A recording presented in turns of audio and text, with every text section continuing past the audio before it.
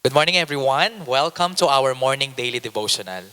So last month, Pastor Mark taught us about discovering the only one thing that matters. So we discussed about what must the great thing or what must be the right thing we must do on earth.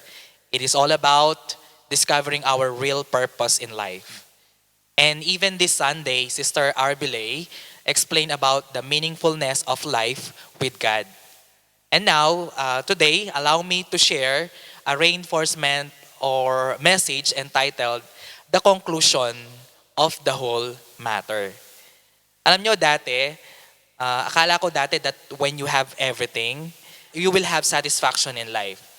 Nung bata ako, I always say, siguro kung mayaman lang kami, kung mayaman lang yung pamilya namin or marami kaming pera, ang saya siguro mabuhay.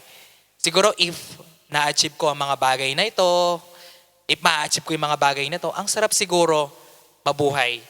Akala ko dati that life is all about making money and having achievements. Nagkamali pala ako. So, pero, no, I am not saying that you cannot have these things. I am saying that these things will not bring satisfaction in our life. As King Solomon mentioned many times in the book of Ecclesiastes, that everything is meaningless. All is vanity.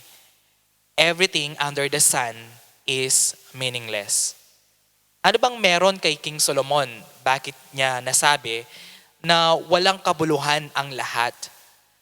During his life on earth, what are the things he acquired and what are the things he experienced? Ano ba yung mga bagay na na-experience niya? And in the end, sinabi niyang lahat ng ito ay walang kabuluhan.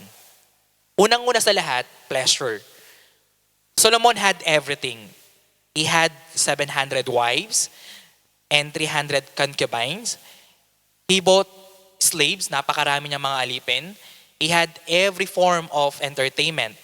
He hired wonderful singers. He had the best food, the best wine. But he never had enough. Parang tayo, di ba? We have the latest gadget, pero kapag may bagong labas na unit, gusto natin magkaroon din tayo ng bago. We never had satisfactions, but it only leaves us wanting more. Alam nyo, ang sarap ng buhay ni Solomon. But still, he mentioned these things, that these things are meaningless. Pangalawa, knowledge. Solomon pursued knowledge in his time. He studied everything. He had greatest scholars and centers of higher learning.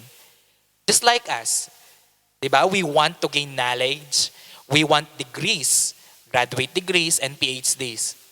With all these degrees, with all these achievements, with all these learnings, Solomon still mentioned that these things are also meaningless. Pangatlo, work. He poured his effort and skills into his work.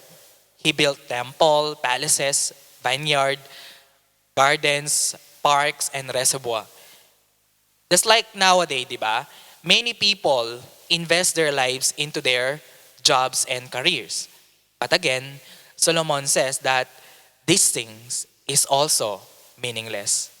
And then lastly, anong meron kay Solomon? Wealth. Solomon had more money than anyone who has ever lived. He owned large herds and flocks, more than any kings who had lived.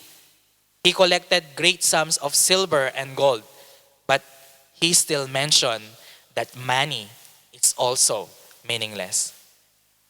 Alam nyo, ang sabi pa ni King Solomon, ang sabi niya, I had everything a man could desire. Ito pa yung sinabi niya, wala akong gustong hindi ko nakuha. Ginagawa ko lahat ng aking magustuhan. He had everything, but none of this satisfies him. No? Nung tingnan ni Solomon, lahat ng meron siya, lahat ng pinagpaguran niya, lahat ng mga accomplishments niya, he said that it was all so meaningless, like chasing the wind. There was nothing really worthwhile. King Solomon, who wrote Ecclesiastes, was a seeker for the meaning and purpose of life. Siguro if King Solomon is here now, kung nandito siya ngayon, and would say something about secret of life or about the purpose of life, I would listen very carefully. Nandito siya ngayon at magsasalita siya about the secret of life, siguro makikinig ako ng todo sa kanya. Kasi bakit? He had a lot of experience. Katulad ngayon, today, people will pay thousands of dollars just to hear from Warren Buffett, Bill Gates, and Jack Ma. But Solomon is far wisest and wealthiest among these people.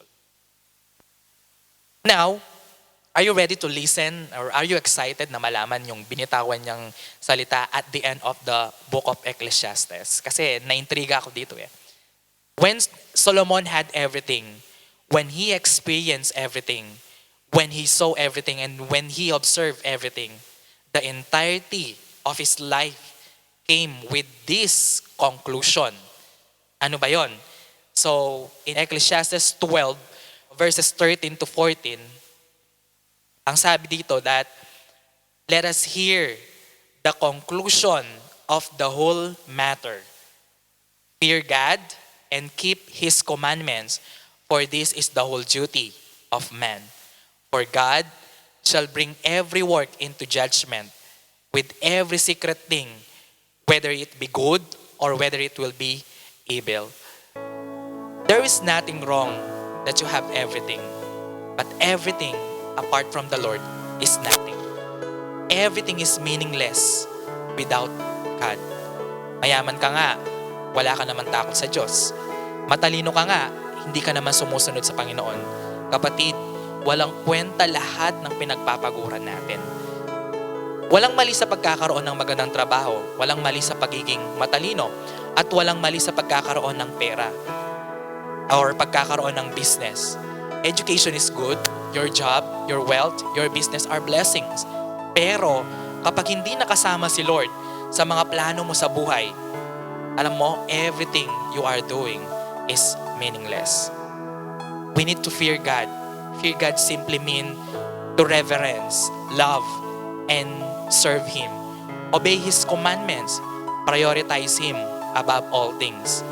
Let us listen and invest our lives in what really matters. If we don't fear God and obey His commandments, everything we do is meaningless.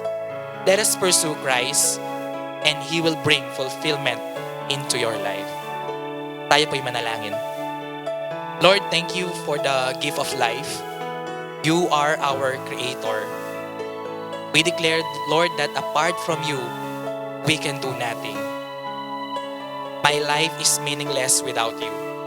Without you, there was nothing really worthwhile. Patawarin niyo po kami sa mga panahon na kami lumalayo sa iyo, sa mga panahon, Panginoon, na hindi ka namin inaalala, sa mga panahon na hindi kami sumusunod sa iyong kalooban. Lord, simula sa araw na ito, ikaw na ang maghari sa aking buhay.